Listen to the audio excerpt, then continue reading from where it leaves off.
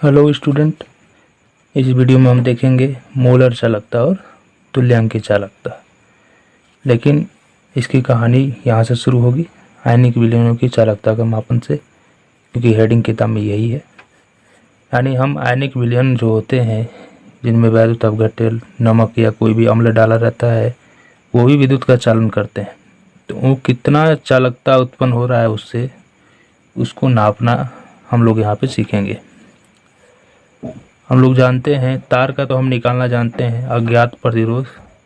तार का अज्ञात प्रतिरोध हम लोग निकालना जानते हैं, वो आपको पता होगा व्हीटस्टोन सेतु के बारे में। तो फिजिक्स में आपको पता है कि हम किसी तार का चालकता अज्ञात प्रतिरोध ज्ञात कर सकते हैं व्हीटस्टोन सेतु से, ब्रिज से। तो क्या आयनिक विलयन का भी निकल सकता है? तो यहाँ पे समस्या होता है इसका निकालने के लिए। पहला समस्या ये कि दिष्ट धारा प्रवाहित करने पर आयनिक विलयन का संगठन बदल जाता है। यानी जो भी उसमें लिया गया वैद्युत अपघट्य है वो इलेक्ट्रोड या कैथोड पे चला जाएगा और इलेक्ट्रोड कैथोड भी प्रभावित हो जाएंगे। दूसरा कारण है कि इसमें कोई तार नहीं है आयनिक विलयन में कि हम उसको व्हीटस्टोन सेतु से जोड़ के इसका प्रतिरोध पता कर पाए। ये दोनों समस्या को मैं लिख देता हूँ यहाँ पे। यहाँ पे आप देख सकते हैं जो मैंने कहा उस बात को इस प्रकार लिख दिया गया है। व्हीटस्टोन सेतु के द्वारा किसी अज्ञात प्रतिरोध का सही मापन किया जा सकता है, लेकिन किसी आयनिक विलयन के प्रतिरोध के मापन में दो समस्याओं का सामना करना पड़ता है।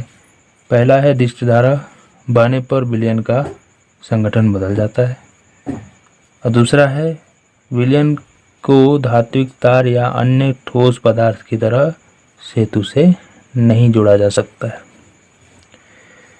तो क्या करना होगा? अब इन दोनों समस्याओं को ख़त्म करेंगे तभी तो जाके हम चालकता का मापन कर पाएंगे। तो पहले समस्या का समाधान हम एसी धारा का प्रयोग करके कर लेते हैं। डीसी की जगह पर अगर हम एसी का प्रयोग करें प्रत्यावर्ती धारा का, तो संगठन नहीं बदलेगा। इस बात को लिख देता हूँ मैं। तो ये बात को मैंने इस प्रकार लिख दिया। तो पहले समस्या का समाधान हो गया, संगठन अब नहीं बदलेगा। अब दूसरा समस्या है कि विलयन में तो कोई तार है नहीं कि उसको जोड़ दे ब्रिज से। तो ये तार वाला समस्या के लिए हम क्या करते हैं, एक विशेष प्रकार का चालकता सेल लेते हैं। चालकता सेल क्या है? वो डब्बा टाइप का है। इसके अंदर दो इलेक्ट्रोड रहेगा और उससे तार निकला रहेगा। उसी तार को ब्रिज से जोड़ देंगे। ये जो विलयन का निकालना हमें चालकता उसको उसमें भर देंगे और तार को उस ब्रिज से जोड़ के अब हम लोग निकाल लेंगे। इस प्रकार दूसरा समस्या भी हमारा ख़त्म हो जाएगा। तो देखिए उसे यहाँ पे हम लिखेंगे कि दूसरी समस्या एक विशेष प्रकार के डिजाइन किए गए पात्र का प्रयोग करके हल किया जाता है। इस पात्र को चालकता सेल कहते हैं। यहाँ पे देख सकते हैं ये चालकता सेल है, शीशे के अंदर बंद। यहाँ से विलयन भर दिया जाएगा। ये इलेक्ट्रोड है और ये दोनों तार बाहर से निकले हुए हैं। इसमें हम विलयन डाल के और इन दोनों तार को जोड़ के प्रतिरोधकता ब्रिज से और हम निकाल लेंगे इसका प्रतिरोध। जब प्रतिरोध निकल जाएगा तो चालकता भी निकल जाएगा, क्योंकि चालकता प्रतिरोध पर ही निर्भर करता है। कप्पा बराबर 1/ρ होता है, आप जानते हैं 1/ρ, और वो भी आर पर निर्भर करता है। फिर इसी तरह ये भी है, कई तरह के चालकता सेल हैं। इसमें से मैंने आपको दो तरह का भी दिखाया यहाँ पे। एक इस तरह का भी आता है। हाँ, यहाँ पे ध्यान रखिए ये जो दोनों इलेक्ट्रोड होते हैं उसमें प्लेटिनम लगा रहता है, यानी प्लेटिनम कृत, यानी प्लेटिनम से उसको पेंट किया गया रहता है, इसलिए वो पीटी इलेक्ट्रोड कहलाएगा। ये दोनों संबंधक तार हैं जिसको जोड़ा जाएगा, इसमें भी वही वाला चीज़ रहता है। ठीक, अब हम लोग आगे देखते हैं। अब हम लोग एक बात ध्यान देंगे यहाँ पे, ये जो इलेक्ट्रोड देख रहे हैं आप, इनका क्षेत्रफल अनुप्रस्थ काट का क्षेत्रफल a है और ये जो है एक दूसरे से l दूरी पर स्थित है। क्योंकि हमें तो इसी तरह निकालना है, यहाँ पे भी वही प्रतिरोध का नियम यहाँ पे लगाना है, तो हम इसी तरह लगाएंगे ये इसको मानेंगे हम ए क्षेत्रफल वाला। चालक तार में क्या होता था कि वो बेलन जैसा होता था, तो उसका अनुप्रस्थ काट क्षेत्रफल पता चल जाता था और लंबाई भी ज्ञात कर लेते थे। इसमें कैसे करेंगे, तो ये जो इलेक्ट्रोड है उसका अनुप्रस्थ काट क्षेत्रफल यानी आगे वाला हिस्सा है, मान लीजिए गोल है तो इसका ये वाला हिस्सा का क्षेत्रफल ए है और इनके बीच की दूरी एल है। तो इनके बीच एक कॉलम बन जाएगा इस तरह, बीच में एक कॉलम बन जाएगा घनाभ जैसा, इसमें एल लंबाई हो जाएगी और चौड़ाई और ऊंचाई उस क्षेत्रफल में आ जाएगा, यानी एक आयतन बीच में, उतने आयतन का जो चालकता होगा वही हो जाएगा हमारा आंसर। चालकता निकल जाएगा। तो इसका प्रतिरोध पहले निकालेंगे, तो प्रतिरोध वही सूत्र लगाएंगे, R बराबर रो इंटू एल बटा ए। देखिए उस सबको यहाँ पे हम लिखेंगे, चालकता सेल में प्लेटिनम ब्लैक से लेपित 2 इलेक्ट्रोड होते हैं जो आपने देखा, इनके अनुप्रस्थ कट का क्षेत्रफल ए होता है, फिर ये एल दूरी से अलग होते हैं, फिर इनके बीच विलयन जो है एल लंबाई और ए अनुप्रस्थ काट के क्षेत्रफल का एक कॉलम हो जाता है। अब विलयन के इस कॉलम का हमें प्रतिरोध निकालना हो तो हम क्या फॉर्मूला लगाएंगे, R बराबर रो इंटू एल बटा ए, यही वाला फॉर्मूला लगाएंगे। अब चूंकि एक बात हमें ध्यान देने वाली ये है कि कप्पा बराबर क्या होता है, 1 बटा रो, कप्पा इसी का विशिष्ट प्रतिरोध का व्युत्क्रम होता है, या रो बराबर क्या हो जाएगा 1 बटा कप्पा। तो हम रो बराबर क्या कर देंगे यहाँ पे 1 बटा कप्पा, तो यहाँ हम लिख देंगे R बराबर 1 बटा कप्पा इंटू एल बटा ए। ये हमारा एक समीकरण प्राप्त हुआ। फिर यहाँ पे जो एल बटा ए है वो एक नियतांक बन जाता है, यानी कि आप निश्चित तार का लंबा निश्चित दूरी पर ही रहेगा इलेक्ट्रोड और निश्चित क्षेत्रफल का ही रहेगा, तो दोनों निश्चित है तो मान भी कटाव, इनका अनुपात भी निश्चित आएगा, यानी एक नियत मान आएगा। तो जो ये नियत मान आता है उसको सेल का नियतांक बोला जाता है, सेल नियतांक या सेल स्थिरांक। इसको जी स्टार से सूचित किया जाता है और मात्रक क्या हो जाएगा, ऊपर मीटर नीचे मीटर स्क्वायर कर जाएगा, मीटर इनवर्स, लेकिन सेंटीमीटर ज़्यादातर यूज करते हैं क्योंकि दूरियां बहुत कम मात्रा में होती हैं, तो सेंटीमीटर इनवर्स हो जाएगा। इस बात को भी मैं लिख देता हूँ। तो यहाँ पे हम लोग लिख देंगे सेल स्थिरांक के बारे में, चालकता सेल के इलेक्ट्रोडों के बीच की दूरी L और उनके बीच उनके अनुप्रस्थ काट का क्षेत्रफल A का अनुपात सेल स्थिरांक कहलाता है। इसे जी स्टार से सूचित करते हैं, जी स्टार बराबर ये फॉर्मूला हो गया, मात्रक हो गया सेंटीमीटर इनवर्स। ठीक, अब यहाँ पे बात ध्यान देंगे, जो हमें R का गणना करना है तो पहले हमें L बटा A का मान निकालना होगा, यानी सेल स्थिरांक का मान निकालना होगा। तो हम अगले पॉइंट में जानेंगे सेल स्थिरांक का मापन कैसे किया जाता है, तब जाके फाइनल हम प्रतिरोध का मापन करेंगे। तो देखिए हेडिंग हो जाएगा सेल स्थिरांक का मापन। तो यहाँ पे सेल स्थिरांक का मापन कैसे किया जाता है वो बातें मैंने यहाँ पे लिख दिया है, उसी को समझना। अब देखिए सभी बातें याद करने नहीं होती, कुछ बातें समझना होता है, कुछ बातें समझना और याद करना दोनों ज़रूरी होता है क्योंकि वही एग्जाम में आते हैं। जैसे यहाँ पे सेल स्थिरांक CBI पॉइंट है क्योंकि ये समझने के लिए भी है और एग्जाम में, बोर्ड एग्जाम में बहुत ज़्यादा आता भी है, इसलिए कुछ बातें याद करना है तो कुछ बातें समझना है। समझ के साथ याद रखेंगे तभी जाके एग्जाम में लिख पाएंगे, ऐसा थोड़ी ना लिखेंगे कि हमें समझ में आ रहा है हमें याद नहीं है। तो यहाँ पे सेल स्थिरांक का मापन कैसे करते हैं उसको देखिए। L और A का मान ज्ञात होने पर इसे निकाला जा सकता है। आपको पता है कितना दूरी पर इलेक्ट्रोड है और उनके अनुप्रस्थ काट का क्षेत्रफल क्या है। अच्छा, अनुप्रस्थ को लेकर बड़ा ही प्रॉब्लम होता है तो इसको थोड़ा मैं क्लियर कर देता हूँ। अनुप्रस्थ जैसे मान लीजिए ये जो इलेक्ट्रोड है इसका हम इधर वाला भाग लेंगे, इधर वाला जिसमें लंबाई हो और चौड़ाई हो, बस लंबाई चौड़ाई वाला क्षेत्र लेंगे। मतलब कि अगर ये इलेक्ट्रोड कुछ इस प्रकार भी है बेलन के आकार का, तो हम इधर से जो भाग दिखाई दे रहा है बस उतना ही लेंगे, इतना लंबा चौड़ा लेंगे, बस ज़्यादा नहीं लेंगे, बस पूरा भाग नहीं लेंगे, बल्कि हम इधर वाला हिस्सा लेंगे और दूसरा जो इलेक्ट्रोड इधर है उसका इतना भाग लेंगे जितना में हम अपना विलयन की चालकता निकाल पाए। एंड जितना दूर तक इलेक्ट्रोड है, मोटा जितना मोटा है, उसके बीच में कितने विलयन आ जा रहे हैं उतना दूर तक हम लेके लंबाई चौड़ाई क्षेत्रफल इसका पृष्ठीय क्षेत्रफल उतना ही दूर का जितना दूर में विलयन घेर रखा है इसको। वैसे तो पूरा विलयन घेर रखा है, लेकिन हम इसके बीच का कॉलम लेंगे। कॉलम मतलब एक घनाभ जैसा हिस्सा लेंगे। तो देखेंगे ध्यान से तो ये घनाभ जैसा बन भी जाएगा। उतना ही बीच में इसका जो एरिया होगा वही अनुप्रस्थ काट का क्षेत्रफल होगा। ठीक,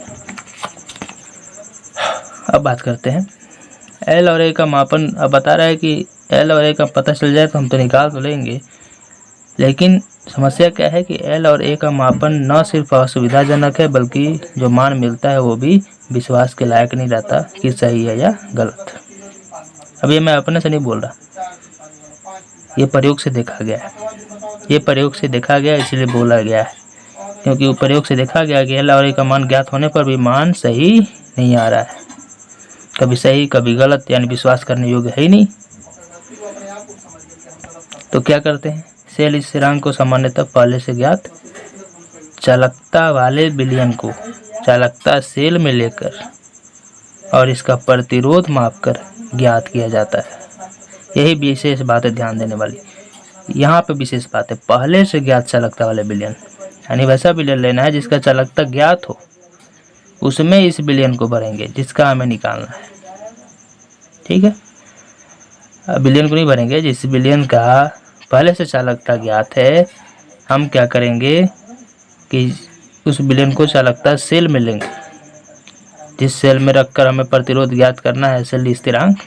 भाई चालकता सेल में निश्चित दूरी पर ही होगा इलेक्ट्रोड और निश्चित अनुप्रस्थ काट का क्षेत्रफल वाला होगा, तो उसी का तो हमें निकालना है जी स्टार। फिर बाकी हम उसका जी स्टार निकाल लेंगे तो बाद वाले जितने बिलियन का होगा सबका जी स्टार निकाल लेंगे। अरे एक बार मिल गया फिर बाकी बिलियन का थोड़ी ना निकालना है। तो करेंगे क्या, पहले से ज्ञात जिस बिलियन का चालकता उसको इस चालकता सेल में डाल देंगे और डालकर पहले हम उसका प्रतिरोध भी निकाल लेंगे। अब प्रतिरोध निकाला कैसे जाता है इसको हम लोग आगे देखेंगे। अभी सिंपल सा जान लीजिए कि उसका प्रतिरोध माप लेंगे। फिर इसके लिए क्या किया जाता है, सामान्यतः केसीएल विलयन का उपयोग किया जाता है। केसीएल विलयन का सबको ज्ञात रहता है, पहले से ज्ञात रहता है। इसका कारण क्या है कि इसकी जो चालकता है विभिन्न सांद्रता और ताप पर सुदशा से ज्ञात हो जाता है। केवल केसीएल का ज्ञात होता है, बाकी में अविश्वसनीय हो जाता है। तो केसीएल का ज्ञात होता है, इसलिए इसी को डाल के किसी भी चालकता सेल में उस चालकता सेल का प्रतिरोध, ध्यान दें, उस चालकता सेल का प्रतिरोध, चालकता सेल का जी स्टार निकाल दें। तब उस विलयन को निकाल के हटा दिए बाहर। अब दूसरा विलयन का निकालना उस चालकता सेल में डालिए। अब उस चालकता सेल का हमें जी स्टार पहले ही से पता है, अब हमें जी स्टार निकालने की जरूरत नहीं है। अब केवल चालकता विलयन का प्रतिरोध ज्ञात करना है। थोड़ा समझेंगे यहाँ पे। तब करेंगे क्या कि जो जी स्टार है वो तो L/A होता है। तो हमें तो अभी पता चला कि L/A से निकाला ही नहीं जा सकता क्योंकि इससे अशुद्ध मान मिल सकता है। तो बोला क्या कि हम क्या करेंगे, पहले से ज्ञात चालकता वाले विलयन का उपयोग करेंगे। इसको हम उस लायक, इस समीकरण को थोड़ा चेंज करेंगे। हम इसके आगे रो का गुणा करेंगे और L/A कर देंगे इंटू फिर 1/रो कर देंगे। तो मान में भी कोई परिवर्तन नहीं आया क्योंकि रो से रो कट जाएगा, तो मान में कोई फर्क नहीं आया। समझ गए बात को। अब समझिए यहाँ पे ये जो भाग आप देख रहे हैं रो इंटू L/A, ये प्रतिरोध का ही समीकरण है और 1/रो चालकता कप्पा का मान होता है। तो यहाँ पे हो गया R और यहाँ पे हो जाएगा कप्पा। कप्पा ज्ञात है, R ज्ञात है, हमारा आसानी से जी स्टार निकाल लेंगे।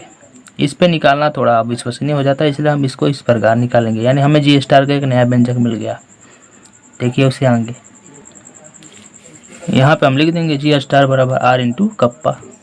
इसका मान R होता है, इसका मान कप्पा होता है, रख दिए यहाँ पे। अब मन में ये प्रश्न उठता है कि भाई पहले से चालकता कैसे ज्ञात हो जाएगा। किसी विलयन का, जब उसे इसी तरीके से निकाला ही जाता है तो विलयन में डाला जाता है। भाई आर कैसे निकल जाए, अभी तो हम आर ही को निकाल रहे हैं, तो आर मापना, आर को माप कर फिर इसे निकालना। भाई आर निकलेगा तभी चालकता निकलेगा, तो पहले ही कैसे जी स्टार के बारे में ये सब बातें हो रही हैं। तो कहानी थोड़ा ये सब पहले से प्रयोग कर लिया गया है। आर भी निकाल लिया गया है साथ ही साथ, फिर उसका सेल नियतांक जी स्टार भी निकाल लिया गया है, लेकिन आपको समझाने के लिए थोड़ा कहानी इधर उधर उल्टा सीधा चलाई जा रही है। तो पहले सेल स्थिरांक की बात कर लिया, अब यहाँ पे आपको आर का मापन करना सिखाएंगे। तो आर का मापन जी स्टार पता चल गया, जी स्टार पता चल जाएगा, हमें आर पता चल जाएगा, कप्पा भी निकाल लेंगे। इसी व्यंजक से तीनों निकाल सकते हैं। खैर छोड़िए, उतना बात नहीं करेंगे, हम बात करेंगे आर का मापन कैसे करें, प्रतिरोध का मापन। तो हेडिंग लगाएंगे प्रतिरोध का मापन। तो अब हम लोग प्रतिरोध का मापन देखेंगे। प्रतिरोध का मापन वही फिजिक्स वाला नियम है, यहाँ पे भी व्हीटस्टोन ब्रिज का ही उपयोग किया जाता है प्रतिरोध के मापन के लिए। तो व्हीटस्टोन ब्रिज का यहाँ पे मैं फिगर बना रहा हूँ, देखिए उसे। तो प्रतिरोध के मापन में हम लोग व्हीटस्टोन ब्रिज का प्रयोग करते हैं, जिसे सेतु भी कहते हैं। व्हीटस्टोन ब्रिज यहाँ पे कुछ ऐसा है, फिजिक्स में कुछ अलग भी हो सकता है, लेकिन हमें तो यहाँ पे निकालना है विलयन का चालकता, विलयन का प्रतिरोध पहले निकालेंगे। इसी के चलते अभी जो ऊपर जो समस्या था उसका क्लियर यहाँ पे हो जाएगा आपका। यहाँ पे हम प्रतिरोध R1 लेंगे। अब यहाँ पे ये क्यों लगाया मैंने तीर जैसा, तो ये परिवर्तनीय प्रतिरोध है जो बदलता रहेगा R1। यहाँ पे हम लेंगे R3 और यहाँ पे लेंगे R4 और यहाँ पे लेंगे R2, यानी R1 R2 R3 R4 लेंगे, इस तरह लेंगे। अब देखिए ये जो पॉइंट है यही चालकता सेल से जुड़ा रहेगा, ये नहीं, ये चालकता सेल का हम प्रतिरोध निकालेंगे R2, चालकता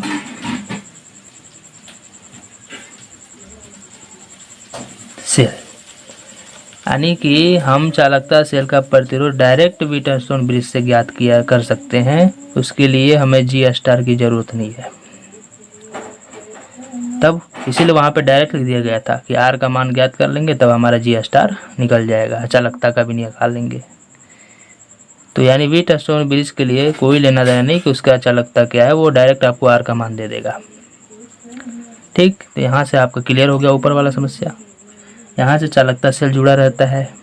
R1 प्रतिरोध जो परिवर्तित होता रहेगा, ऐसा क्यों? क्योंकि इसको परिवर्तित करके देखा जाएगा ब्रिज का मान, ठीक ना, बार बार परिवर्तन करके भी इसका मान देखा जाएगा, इसलिए लगाया जाता है।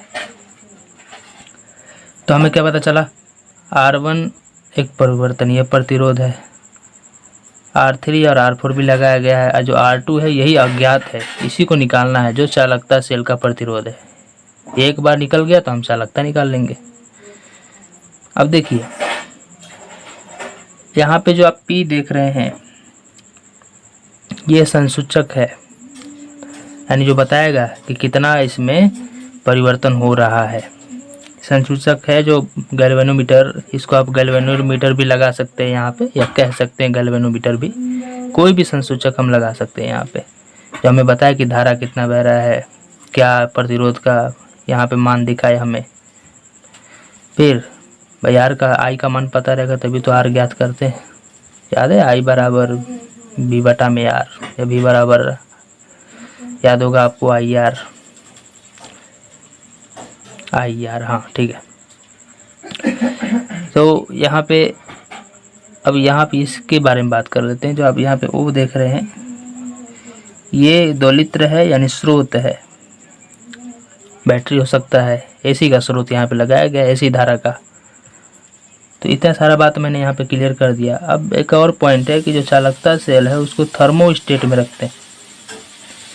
थर्मोस्टेट क्या होता है, तो थर्मा, आप उसका नाम सुने होंगे, थर्मस का। थर्मस क्या करता है, जो उसमें पदार्थ गर्म डाला जाता है तो लंबे समय तक गर्म रखता है, यानी अंदर की उष्मा को ना बाहर जाने देता, ना बाहर के ठंडी को अंदर आने देता है। आ रहा समझ में बात। तो उसी को थर्मोस्टेट कहा जाता है। वैसे स्थिति में इसको रख दिया जाता है ताकि इस चालकता सेल का ताप मत बदले। क्यों ऐसा क्यों जरूरी है? क्योंकि चालकता सेल में जो प्रतिरोध है, नहीं जो चालकता है ताप के साथ बदल जाती है। क्यों? क्योंकि आयनों पर निर्भर करता है। ताप बढ़ेगा, आयन बढ़ जाएंगे तो चालकता भी बदल जाएगा, प्रतिरोध भी बदल सकता है, इसलिए। ठीक है, तो ये बात हो गई। फिर यहाँ पे एक पॉइंट है कि व्हीटस्टोन ब्रिज एक दोलित्र ओ एसी का स्रोत से जुड़ा रहता है। इसे मैंने बताया। पी एक संसूचक लगा रहता है।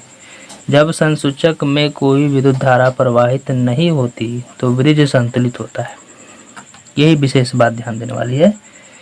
जब मान लीजिए इसमें कोई धारा नहीं बह रहा है तब ये सभी संतुलित होंगे प्रतिरोध, मतलब सभी का मान एक अनुपात में होगा, सभी एक नियत अनुपात में होंगे। मान सकते हैं अलग अलग है इनका मान, इसका मान अलग है, इसका मान अलग है, इसका मान अलग है, इसका मान अलग है, लेकिन जब धारा नहीं बहता है तो ये सभी एक नियतांक होते हैं, यानी नियत अनुपात में आते हैं। धारा बहता है तभी अलग अलग आते हैं, क्योंकि अलग अलग तारों का अलग अलग प्रतिरोध होता है। धारा बहेगी तो मान भी अलग अलग दिखाएंगे, ताप भी बदल सकता है इनका, जैसा तार लगाएंगे वैसा प्रतिरोध होगा। कुल मिला के हम विशेष ये बात पर ध्यान देंगे कि जब धारा नहीं बहती है तो ये सभी प्रतिरोध एक नियत अनुपात में होते हैं। अब ब्रिज संतुलित होता है इसलिए ये नियत अनुपात में होते हैं। तो वही बात यहाँ पे लिखा गया है कि कोई धारा नहीं बहती तो ब्रिज संतुलित होता है। इसका मतलब जो प्रतिरोध R1 है R2 का अनुपात और R3 R4 का अनुपात क्या होता है? समानुपात होता है, यानी एक नियत अनुपात आएगा। हमें R2 निकालना है इसलिए R2 बराबर हो जाएगा, इसका गुणा कर दीजिए इसमें, R1 इंटू R4 बटे में R3। इस प्रकार हम R2 निकाल लेंगे, अज्ञात प्रतिरोध। हमारा अज्ञात प्रतिरोध निकल गया। तो अब हम लोग चालकता का भी मापन कर लेंगे। तो चालकता का मापन कैसे करेंगे? तो अगले पॉइंट में हमारा हेडिंग बनेगा चालकता का मापन।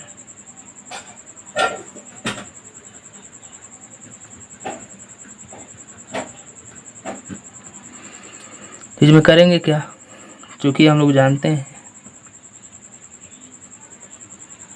जी स्टार बराबर क्या था? R into kappa. तो यही तो हमें कप्पा निकालना है चालकता, इसलिए कप्पा बराबर जी स्टार बटा में R। लेकिन यहाँ पे हम R नहीं R2 लेंगे, क्योंकि अज्ञात प्रतिरोध चालकता सेल के लिए R2 देखा गया है। इस प्रकार हमारा ये चालकता निकल जाता है यहाँ से।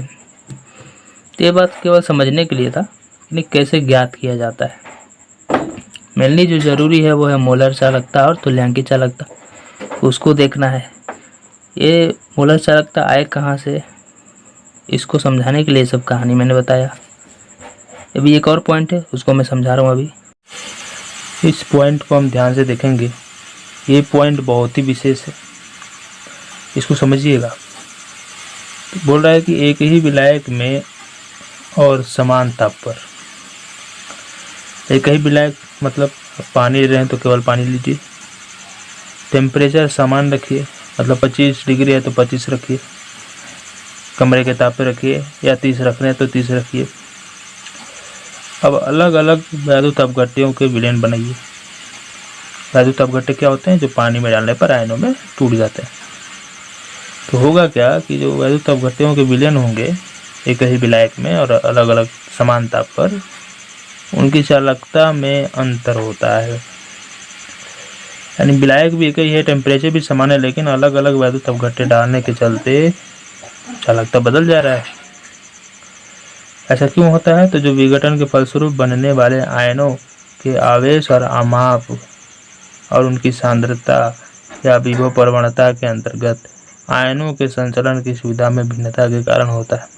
इसका शॉर्टकट मतलब है, जो वैद्युत अपघट्य आयनों में टूटा ना, तो उसका आवेश कैसा है ना, उसका आवेश मान लीजिए जैसे एल्युमिनियम है, तो एल्युमिनियम पे बहुत ज़्यादा आवेश है, वही क्लोरीन है तो उसमें केवल -1 आवेश है। तो हम आप आवेश अलग अलग है, भिन्नता, इसमें भी भिन्नता है। फिर से हम आप की बात करें तो कोई आयन छोटा है तो कोई बड़ा है, जैसे यहाँ पे एल्युमिनियम छोटा है, क्लोरीन बड़ा है। उनकी सांद्रता की बात कर रहे हैं तो हो सकता है एल्युमिनियम ज़्यादा हो, क्लोरीन कम हो। आ रहा समझ में बात?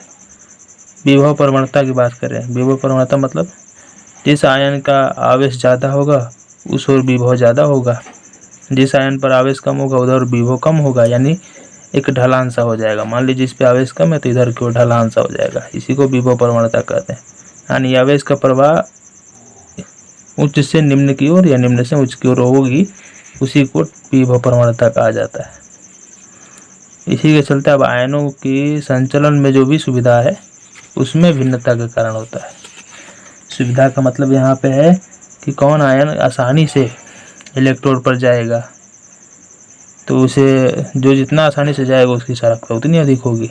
तो बहुत ज़्यादा देरी से जाएगा या दिक्कत से जाएगा उसकी चालकता अलग होगी। फिर तब हमें क्या करना है, इस समस्या का समाधान करना है। तो इस समस्या का समाधान करने के लिए दो राशियां परिभाषित की गई हैं, एक मोलर चालकता और दूसरा तुल्यांकीय चालकता। तो हम पहले देखेंगे मोलर चालकता के बारे में। तो यहाँ पे हम जानेंगे मोलर चालकता के बारे में, मोलर कंडक्टिविटी। ये बहुत ही वीवीआई है बोर्ड एग्जाम्स के लिए। अब देखिए इसके बारे में समझेंगे हम लोग। मोलर चालकता है क्या? मान लीजिए विलयन है,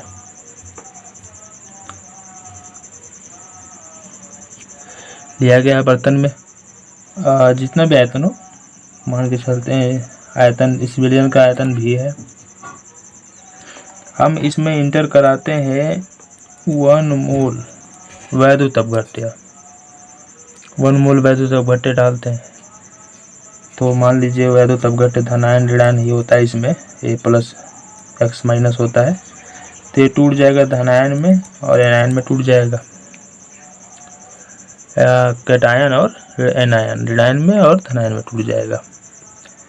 तो टूटेगा तो ये जितने भी आयन हैं इनकी चालकता, आयनों के चलते ही चालकता होती है, तो इनकी चालकता है, इन सभी आयनों की चालकता है कप्पा पूरे विलयन के साथ, पूरे विलयन के साथ, यानी पूरे विलयन की चालकता, मतलब पूरे विलयन में आयन फैल गए तो पूरे विलयन सहित जो आयनों की चालकता है उसी को मोलर चालकता कहते हैं। इसे लैम्डा एम से दिखाया जाता है। आप लैम्डा एम इस तरह भी बना सकते हैं या किताब में इस तरह बनाया है लैम्डा एम, ठीक। अब कई सारे लैम्डा को दिखाने के तरीके हैं, तो ये दोनों ज़्यादा फेमस है, आप इसी को इस्तेमाल करिए, ये वाला सही रहेगा, इसको ध्यान दीजिए। अब इस बात को समझना है कि लैम्डा एम जो है चालकता से इस प्रकार संबंधित है।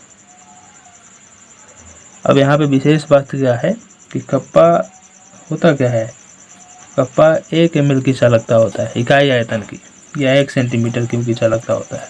आपने पढ़ा होगा पीछे, अभी पीछे आपने देखा या पिछले वीडियो में आपने देखा होगा, हाँ, इस कप्पा के बारे में मैंने बताया है कि ये 1 सेंटीमीटर क्यूब आयतन में उपस्थित आयनों की चालकता है। लेकिन यहाँ पे तो पूरा विलयन भी आयतन में है। तो हम देखिए अब यहाँ पे कप्पा चूँकि 1 ml की चालकता बराबर कप्पा होता है, इतना हम लोग जानते हैं। लेकिन विलयन का आयतन तो 1 ml है नहीं, इसलिए भी ml की चालकता बराबर भी ml, यानी पूरे आयतन की चालकता बराबर कप्पा गुणे भी कर देंगे। यही पूरे आयतन की चालकता ही क्या होता है, मोलरता होता है। इस बात को मैं लिख देता हूँ, यहाँ पे मैंने लिख दिया। क्या लिखेंगे कि विलयन में 1 मोल वैद्युत अपघट्य को घोलने पर उत्पन्न सभी आयनों द्वारा चालकता को मोलर चालकता कहते हैं। इसे लैम्डा एम से सूचित करते हैं, लैम्डा एम बराबर कप्पा इंटू भी। भी क्या है, विलयन का आयतन। अब आगे, चूंकि ये मोलर चालकता है तो मोलरता से जुड़ा है, तुल्यांकी चालकता नर्मलता से जुड़ा है, मोलर चालकता मोलरता से जुड़ा था, हम इसे मोलरता से संबंधित करेंगे। चूंकि हम जानते हैं मोलरता m बराबर क्या होता है, विलय के मोलों की संख्या बटा में विलयन का आयतन। ये अगर आप लीटर में लेते हैं तब होता है, लीटर में। अगर आप ml में लेते हैं तो, अगर आप भी आयतन ml में लेते हैं या सेंटीमीटर क्यूब में लेते हैं तो हम क्या करते हैं, 1000 से गुणा कर देते हैं ऊपर। लीटर को ml को लीटर में बदलने के लिए 1000 से भाग करते हैं, जो ऊपर जाके गुणा हो जाता है, क्योंकि मात्रक लीटर में चाहिए, इसीलिए हम 1000 से गुणा कर देते हैं। अब आगे क्या होगा, इस मान हमें तो m बराबर अभी पता चला, हमें v बराबर निकालना है, या हम v बराबर निकाल लेंगे n इंटू 1000 बटे m। अब इसी मान को हम यहाँ पे v के जगह पे रख देंगे तो हमें फाइनल समीकरण मिल जाएगा। इसलिए लेमडा m बराबर कप्पा इंटू n इंटू 1000। हाँ, एक बात मैं भूल गया कि चूंकि हमें विलयन में कितना मोल वैल्यू तब घटक बोलना है, 1 मोल, यानी n का मान हम कितना रखेंगे, 1 मोल। तो यहाँ पे लिख देता हूँ मैं, चूंकि n बराबर 1 मोल, इसलिए बटा में m, n का मान 1 रखेंगे तो लेमडा m हमें मिल जाएगा कप्पा इंटू 1000 बटे m। ये हमें एक फाइनल समीकरण मिल गया। ठीक, तो ये हो गया मोलर चालकता। अब इसके मात्रक की बात करेंगे हम लोग, मात्रक की। तो चलिए मात्रक की बात कर लेते हैं। यहाँ पे लिखते हैं, हेडिंग लगाएंगे हम लोग मात्रक।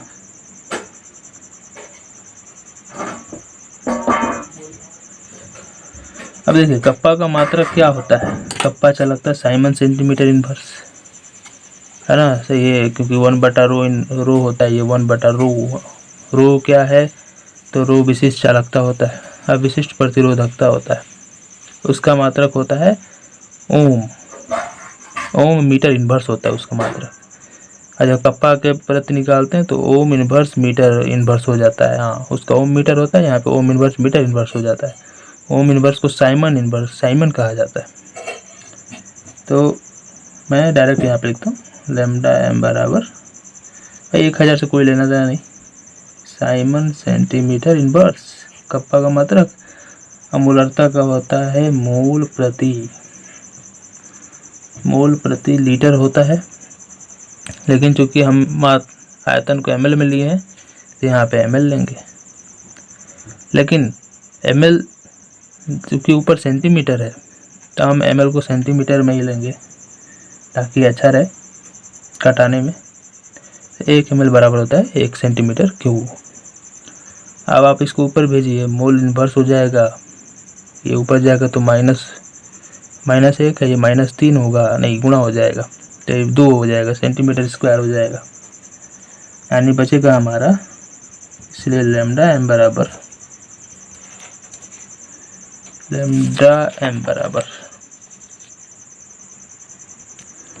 आ जाएगा साइमन सेंटीमीटर स्क्वायर पर मोल।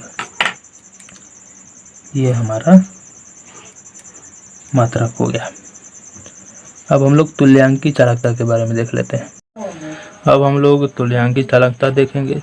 तुल्यांकी चालकता मोलर चालकता की तरह ही है, लेकिन यहाँ पे नर्मलता को परिभाषित किया जाता है। यानी यहाँ मोलर चालकता में आपने मोलरता देखा, 1 मोल अब वैद्युत अपघट्य मिलाया गया था। तुल्यांक की चालकता में 1 ग्राम तुल्यांक मिलाया जाता है।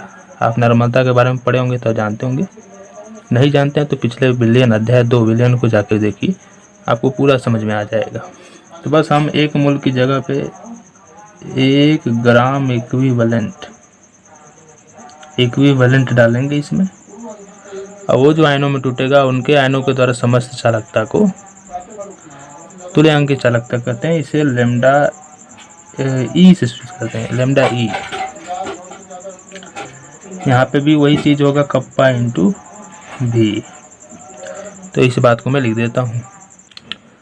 तो यहाँ पे हम लोग लिखेंगे विलयन में वैद्युत अपघट्य के 1 ग्राम तुल्यांक को घुलने पर उत्पन्न सभी आयनों द्वारा चालकता को तुल्यांक की चालकता कहते हैं। इसे लेमडा ई क्यू से सूचित करते हैं। किसी किसी किताबों में लेमडा ई दिया रहता है, किसी किसी में ई क्यू दिया रहता है। ई क्यू एनसीईआरटी में दिया, इसलिए मैं ई क्यू लिख दिया। अब चूंकि हम लोग जानते हैं लेमडा ई क्यू बराबर कप्पा इंटू भी। अब हम लोग जानते हैं, चूंकि मैंने पहले बोला तुल्यांक की चालकता नॉर्मलता से संबंधित है, तो नॉर्मलता को सूचित किया जाता है एन से। एन बराबर होता है विलयन के आयतन में उपस्थित ग्राम तुल्यांक, ग्राम इक्विवेलेंट। लीटर में लेंगे तो ऐसा आएगा, अगर हम ml में लेते हैं तो हो जाएगा ग्राम इक्विवेलेंट इंटू भी। ml में अगर लेते हैं तो यहाँ पे इंटू 1000 हो जाएगा। या भी बराबर हम निकाल लें तो क्या हो जाएगा, हाँ एक और बात ध्यान देंगे कि चूँकि 50 भी बराबर हम लिख देते हैं ग्राम इक्विवेलेंट इंटू 1000 बटे n हो जाएगा। क्योंकि हम ग्राम इक्विवेलेंट कितना ले रहे हैं, 1 ले रहे हैं, 1 ग्राम इक्विवेलेंट ले रहे हैं। हाँ, तो 1 ले रहे हैं डालने के लिए, तो इस यहाँ पर 1 रखेंगे तो टोटल मान खत्म इसका 1 हो जाएगा और 1000 बटे n आ जाएगा। इसलिए भी बराबर 1000 बटे n आएगा। इसी मान को यहाँ पे रख देंगे। तो इसलिए लेमडा ई क्यू बराबर कप्पा इंटू 1000 बटे n। ये हमारा फाइनल समीकरण प्राप्त हुआ, जिसका हम उपयोग करेंगे न्यूमेरिकल्स को हल करने में। ठीक है, अब हम लोग ई क्यू और लेमडा एम दोनों में संबंध देखेंगे, रिलेशन, वो भी बहुत ही इम्पोर्टेंट है। तो चलिए अब उसको देखते हैं। एक बात हम लोग यहाँ पे भूल गए, वो इसका मात्रक, कि मात्रक क्या होगा लेमडा ई क्यू का। तो जस्ट जैसे मोलरता का मोलर चालकता का, उसी तरह लेमडा ई क्यू का भी होगा। क्या था उसका, Simon centimetre square mole inverse था, यहाँ पे इक्विवेलेंट इनवर्स हो जाएगा। अब हम लोग लेमडा ई क्यू और लेमडा एम में संबंध देखेंगे। तो अब हम लोग यहाँ पे संबंध देखेंगे। तो यहाँ पे हम लोग लिखेंगे, जैसे देखिए हम लेते हैं, मान लीजिए लेमडा एम को ऊपर लेते हैं, लेमडा ई क्यू से भाग देते हैं। तो आप जानते हैं लेमडा एम बराबर कप्पा इंटू भी बटे क्या, नहीं ये भी नहीं, 1000। यहाँ पे इसके लिए m होता है, बटा में इसका मान होता है कप्पा गुणे 1000 बटा में n। ये कट गया, n ऊपर चला जाएगा तो हमें मिल जाएगा n बटा क्या, m। देखिए ये संबंध भी है, लेकिन ये इतना ज़्यादा इनका यूज नहीं देखा गया है एग्जाम में। तो लास्ट वाला जो आएगा ना उसको देखा जाएगा, वही ज़्यादातर यूज होता है। तो हम आगे और बढ़ेंगे, लेकिन आप याद रखिएगा आगे बढ़ेंगे तो n बराबर क्या होता है, नॉर्मलता बराबर ग्राम इक्विवेलेंट की संख्या उस आयतन में उपस्थित, न विलयन के आयतन में उपस्थित ग्राम तुल्यांकों की संख्या को नॉर्मलता कहते हैं, और बटे फिर मोलरता कैसे ज्ञात करते हैं? तो विलयन के आयतन में उपस्थित मोलों की संख्या, विलय के मोलों की संख्या को निर्मलता कहते हैं, नहीं मोलरता कहते हैं। अब यहाँ पे भी इकाई आयतन ही होता है दोनों में, तो ये भी से भी कट जाएगा, तो हमारा फाइनल बचा, क्या बचा? ग्राम इक्विवेलेंट बटे एन बचा। आप जानते हैं मोलों की संख्या कैसे ज्ञात करते हैं? तो दिया गया मात्रा बटा में उसका मोलर द्रव्यमान से भाग कर देते हैं विलय का। लेकिन वही ग्राम तुल्यांक की बात करें, इसको कैसे ज्ञात करते हैं? तो दिया गया मात्रा बटा में उसका समतुल्यांक द्रव्यमान ई। समतुल्य द्रव्यमान कैसे निकालते हैं उसके बारे में मैंने अध्याय 2 में बताया है, आप वहाँ से देख सकते हैं, या सिंपल सा मैं बता देता हूँ कैसे निकालते हैं। अभी आगे देखिए, W से W कट जाएगा, M ऊपर जाएगा, हमें मिलेगा M बटा ई। अब ई कैसे निकाला जाता है तो उसी को हम लोग आगे देखेंगे।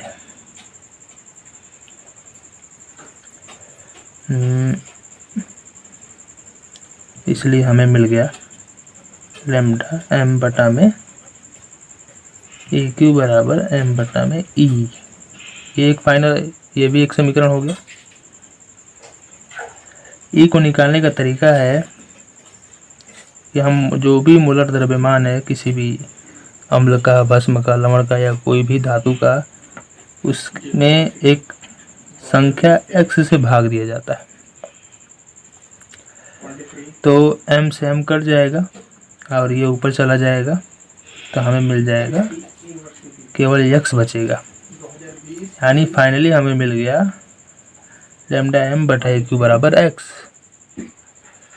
अब x क्या होता है उसके बारे में मैं आपको डिटेल में समझाऊंगा, तो देखिए आगे। तो यहाँ पे लैम्डा m बटा में लैम्डा ए क्यू बराबर x हो गया, जहाँ x क्या है? संयोजकता गुणांक है। कैसे निकालते हैं इसको, इसी बात को समझेंगे। तो अम्लों के लिए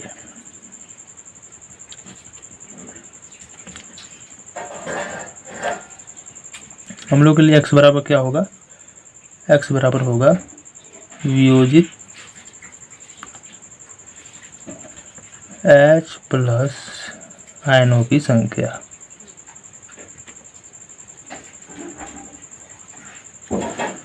जैसे आप ले लीजिए HCl, यहाँ से कितना H निकलता है? 1, तो x बराबर 1 हो जाएगा। फिर आप ले लीजिए HNO3, यहाँ से भी एक ही हाइड्रोजन निकलता है, इसलिए H 1 हो जाएगा, x का मान। फिर आप ले लीजिए H2SO4, यहाँ से 2 हाइड्रोजन निकलता है, इसलिए x का मान यहाँ पे 2 हो जाएगा आदि। अब उसी तरह दूसरे पॉइंट में क्षारों के लिए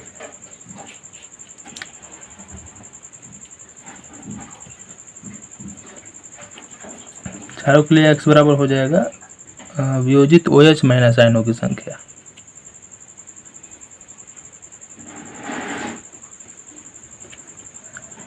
आयनों की संख्या जैसे बात कर लें हम,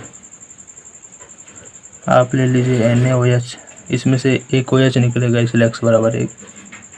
फिर आप ले लीजिए KOH, यहाँ से भी 1 होगा।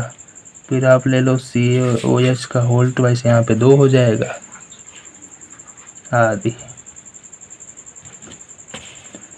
फिर नंबर 3 आप ले लीजिए लवण के लिए।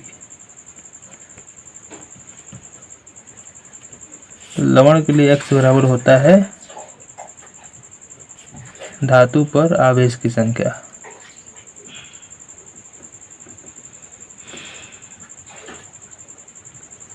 धातु पे जितना आवेश होगा वही x का मान हो जाएगा। जैसे आप ले लीजिए NaCl, NaCl प्लस 1 होता है, तो इसका x का मान 1 हो जाएगा। KCl, CaCl2, यहाँ पे 2 हो जाएगा क्योंकि इस पे 2 प्लस होता है कैल्शियम पे। MgCl2, यहाँ पे भी हो जाएगा। फिर से CuSO4, यहाँ पे भी 2 प्लस हो जाएगा, कॉपर पे 2 आवेश आदि। फिर आप अगर धातु के लिए निकालना चाहते हैं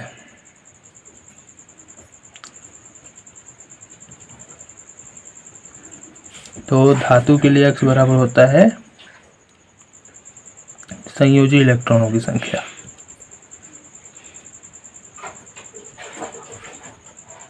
या अंतिम इलेक्ट्रॉनों की संख्या कह सकते हैं ना, जितना इसमें धातु में अंतिम इलेक्ट्रॉन होता है, जितना वो त्यागेगा, हाँ, त्यक्त इलेक्ट्रॉनों की संख्या, वही हो जाएगा इसका मान।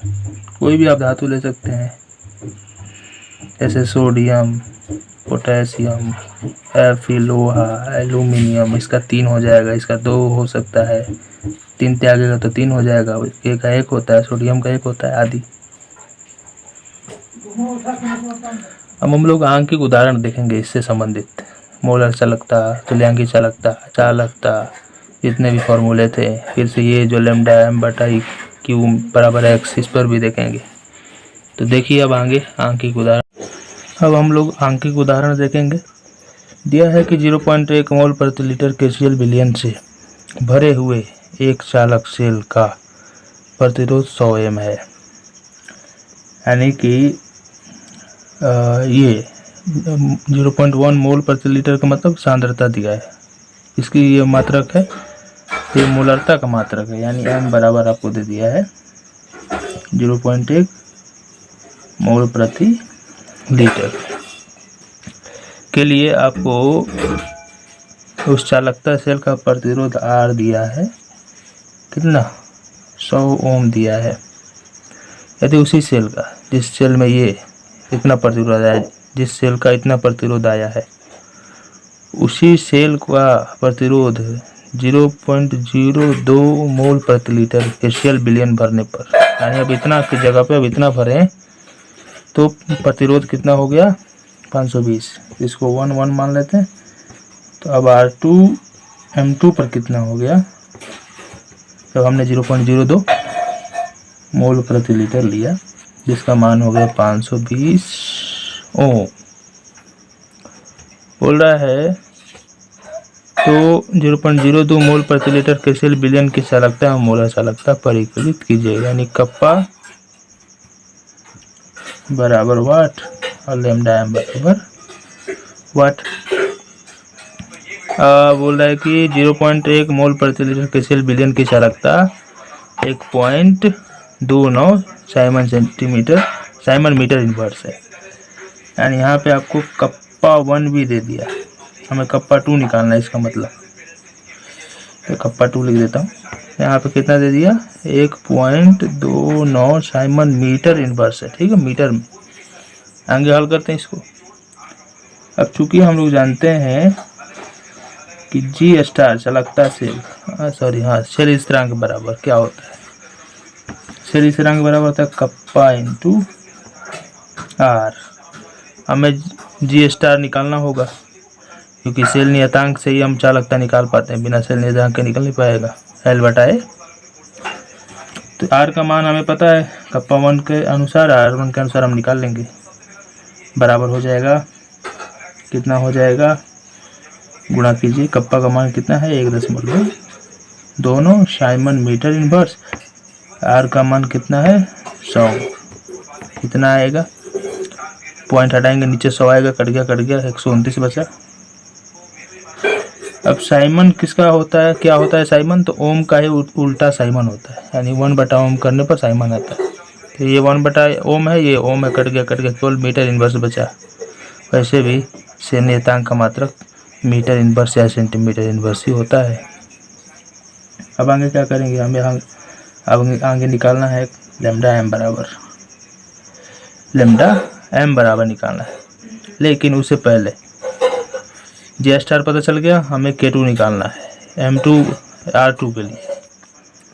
तो हम लिखेंगे इसलिए कप्पा 2 बराबर क्या हो जाएगा भाई, G R का भाग लग जाएगा G स्टार में, यानी यही वाला फॉर्मूला यूज करेंगे। R G स्टार कितना आ गया 129 मीटर इनवर्स, R का मान कितना है इसके लिए 520 ओम है। ओम हो जाएगा ऊपर तो हो जाएगा साइमन ओम इनवर्स 1/ओम है, और ये मीटर इनवर्स वही मात्रक ही होता है। बाकी जो इसका आएगा 0.248। इसको आप सेंटीमीटर में बदलना चाहें तो हो जाएगा 100 से गुणा करेंगे, नहीं यहाँ पे हाँ 1 मीटर में होता है 100, तो यहाँ पे 1/मीटर है, यानी 1/100 से भाग करेंगे तो यहाँ पे हो जाएगा 0.00, सही है हाँ 248 साइमन सेंटीमीटर इनवर्स हो जाएगा। लेकिन हम इसी को यूज करेंगे, बाद में सेंटीमीटर में बदल दीजिएगा। अब चूंकि लेमडा एम बराबर होता है कप्पा अब बटा में मोलर सांद्रता, अगर ये मोलर आयतन लीटर में दिया गया है तब तो यहाँ पे 1000 से गुणा नहीं करेंगे। अगर ये ml में दिया है या सेंटीमीटर क्यूब में दिया है तब यहाँ पे 1000 से गुणा करते हैं। यहाँ पे देखा जाए तो सांद्रता हमें मोल प्रति लीटर में दिया है, इसलिए हम 1000 से गुणा नहीं करेंगे, तो ये भी ध्यान रहे आपको। मान रखिए यहाँ पे कप्पा का मान हमने कितना लाया, मीटर वाला ही रखिए 0.248 बटे m का मान कितना है 0.02 ना, ऊपर m का मान हमने m2 या ये वाला रखेंगे क्योंकि इसी का हमें निकालना अच्छा लगता है m2 का मान। तो देखिए क्या होगा, यहाँ पे इसका मात्रक है साइमन मीटर इनवर्स, इसका मात्रक कितना है मोल प्रति लीटर इनवर्स। अब यहाँ पे हम डायरेक्ट कटा के तो आंसर ला देंगे, लेकिन यहाँ पे मात्रकों को मैच करना जरूरी है क्योंकि मीटर लीटर में तो होता नहीं लेमडा का मात्रक, वो तो मीटर में ही होता है, तो लीटर को भी हमें मीटर में बदलना पड़ेगा। तो कैसे बदलेंगे इसी बात को हम लोग देखेंगे। यहाँ पे ध्यान दीजिए, अब हम लोग जानते हैं कि 1 मीटर क्यूब बराबर होता है 1000 लीटर। मीटर क्यों ले रहा हूँ क्योंकि आयतन कभी भी क्यूब 3 विमाओं में होता है, इसीलिए। अब आप 1 लीटर बराबर तब क्या हो जाएगा 1/1000 मीटर क्यूब, यानी ऊपर भेज देंगे तो 1 लीटर बराबर हो जाएगा 10⁻³ मीटर क्यूब। अगर 1 लीटर इन्वर्स करते हैं तो ये हो जाएगा 10⁻³ मीटर क्यूब का इन्वर्स, यानी मीटर प्रति मीटर। यानी यहाँ पे माइनस से गुणा करेंगे -1, तो यहाँ पे भी -1 का गुणा करेंगे +3 हो जाएगा, ये -3 हो जाएगा। आ रहा समझ में? इसी बात को यहाँ पे रख देंगे तो 0.248 साइमन मीटर इनवर्स बटे 0.202 गुणे क्या हो जाएगा, यहाँ पे हम 1000 से गुणा कर देंगे, ये हो जाएगा मोल मीटर क्यूब। लीटर इनवर्स की जगह पे ये वाला मान रख देंगे।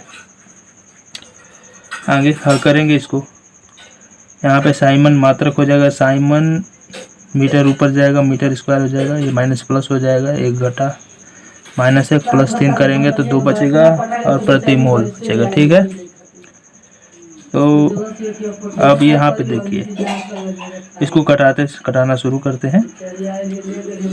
तो यहाँ से 2 से कटाएंगे तो ये 2 एकम 2, 2 दूना के 4, 2 चौके 8, 124 बार में कट जाएगा। लेकिन यहाँ पे पॉइंट हटाना जरूरी है तो पॉइंट हटा दीजिए। यहाँ से पॉइंट हटेगा तो नीचे 1000 आएगा, ये पॉइंट हटेगा तो ऊपर इसका बदले में 100 आ जाएगा ऊपर। 100 से इसका 2 जीरो कटा दीजिए। अब ये इसका 1000 इसका 10 मिलके आ जाएंगे 10⁻⁴ ऊपर जाएंगे तो आइए कितना आ गया 124 साइमन मीटर स्क्वायर पर मोल इनवर्स। ये मोल ऊपर जाएगा तो मोल इनवर्स हो जाएगा। इस बात को थोड़ा इस तरह डब्बे में इसको रखिएगा। हाँ, अब आगे या आप इसको लिख सकते हैं, अगर इसको मीटर को सेंटीमीटर में बदलना चाहे तो कितना बार 100 से गुणा करने पड़ेगा, 100 गुणे 100 2 बार लेना पड़ेगा, यानी 10⁻⁴ से गुणा करेंगे। तो पहले से -4 या 10⁻+4 लेंगे, कटेगा आ जाएगा हमारा केवल 124 साइमन सेंटीमीटर स्क्वायर पर मोल इनवर्स। ये हमारा आंसर हो गया। ठीक है, तो अगर मिलते हैं अगले वीडियो में। जानेंगे कोलराउस का नियम। ठीक, तो धन्यवाद।